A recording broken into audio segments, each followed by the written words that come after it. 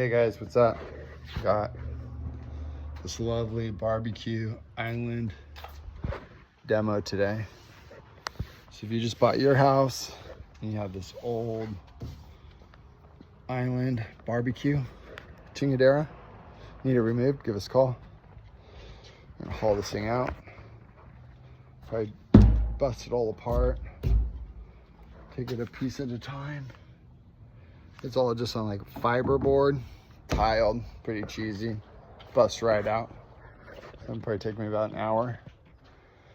Recycle the barbecue, all the stainless steel we recycled. We disconnected all the gas lines, which is extra.